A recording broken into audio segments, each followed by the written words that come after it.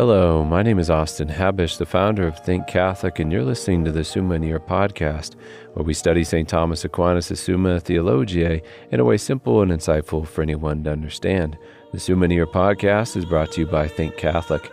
Taking 2 questions of the Summa a day, we'll seek to summarize St. Thomas's responses, discovering the brilliance of Aquinas. And his Catholic faith is day 180.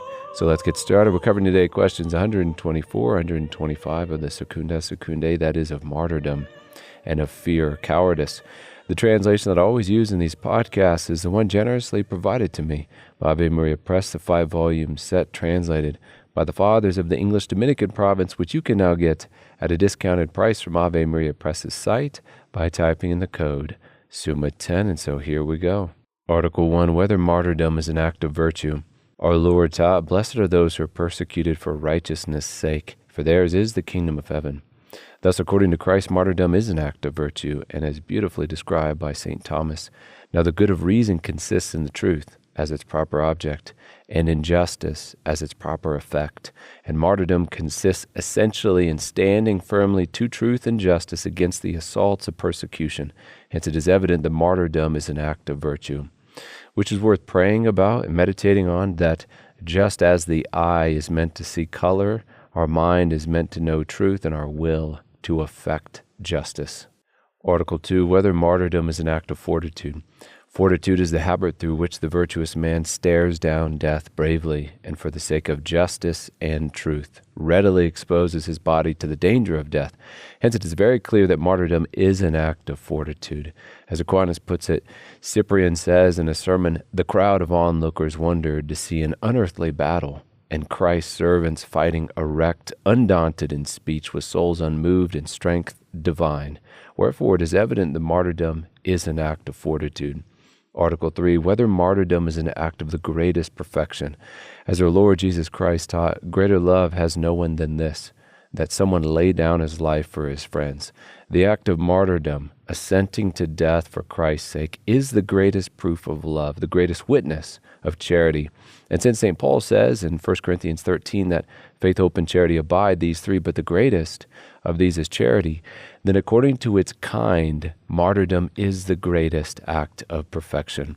Aquinas proves this by telling us that a man's love for a thing is indicated most conspicuously by the value of that thing or things which he is willing to lose for its sake. And in this life, the most valuable thing we have is our life. Plus, there is nothing more terrifying to men than bodily torture and then death. Thus, as we have been saying, martyrdom is the greatest act of charity. Article 4, whether death is essential to martyrdom. Essential to the notion of martyrdom is the witness of it. That's what the word martyr means from the Greek, witness. And the martyr's witness is faith in Christ by despising the world in order to inherit the kingdom to come. And this witness is not fully displayed if a man not give his bodily life along with all else for Christ's sake. This is the gist of Aquinas' response, that death is essential to the act of martyrdom. Yet as Catholic lay faithful today, we often speak of white martyrs, red martyrs, white martyrs being those who despise the world for Christ's sake but weren't killed necessarily.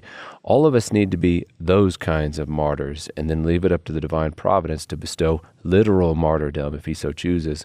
Closing this article with a line from Aquinas for us to meditate on, he says, "A martyr is so called as being a witness to the Christian faith, which teaches us to despise things visible for the sake of things invisible," as it stated in Hebrews 11. Now faith is the assurance of things hoped for, the conviction of things not seen.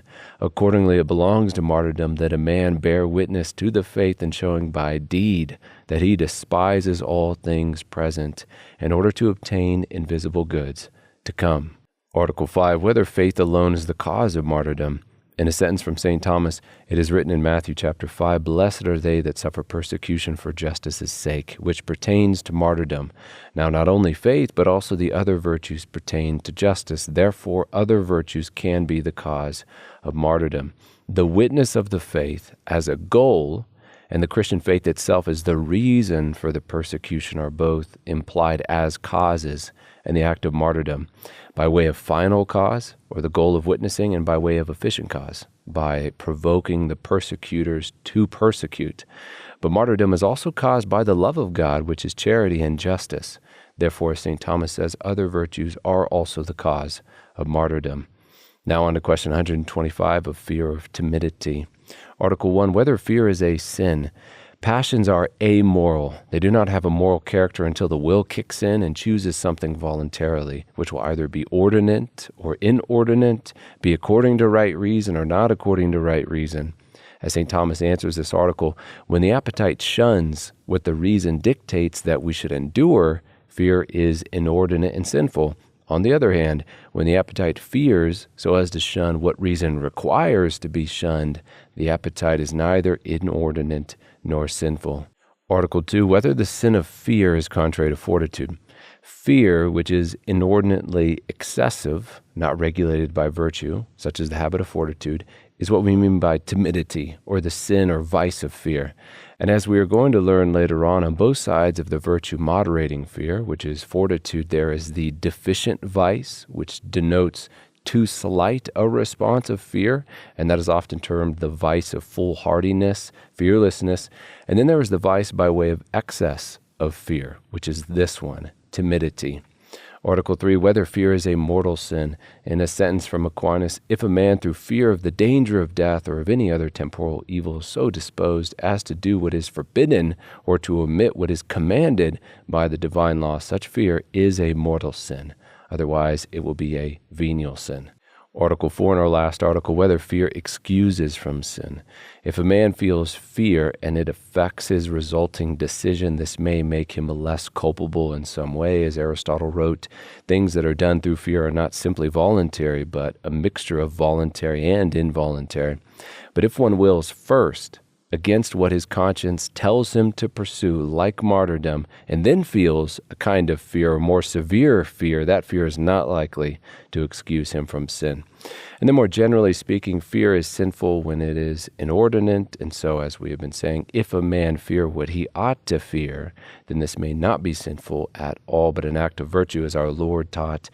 Do not fear those who kill the body, but cannot kill the soul, but rather fear him who can destroy both soul and body in hell. And with that, we come to the close of another episode. We have just finished covering questions 124, 125 of the Secunda Secundae, that is of martyrdom and of fear or timidity. My name is Austin Habish with Think Catholic, and I cannot wait to see you tomorrow.